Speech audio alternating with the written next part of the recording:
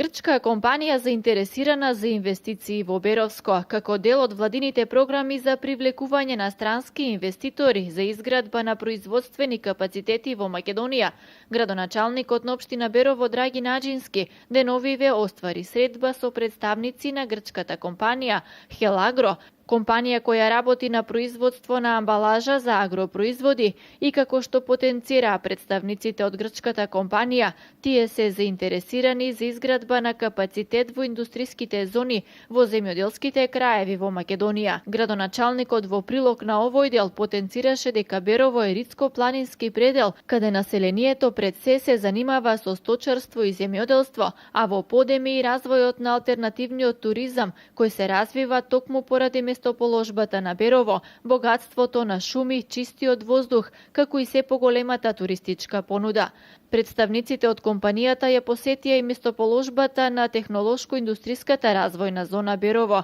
каде досега е изградена само основна инфраструктура, но доколку се одлучат инвеститорите за инвестирање и изградба на капацитет токму во оваа зона, од единицата на локалната самоуправа Берово истакнаа дека ќе се пристапи и кон поврзување на зоната и со секундарна инфраструктура во зависност од потребите на компанијата. Се завршени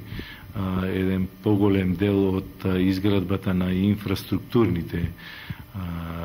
објекти кои треба да бидат градени. Тоа е изградба на колектор за фекална канализација во индустриската зона, доведена е водата за индустриската зона. Се надевам дека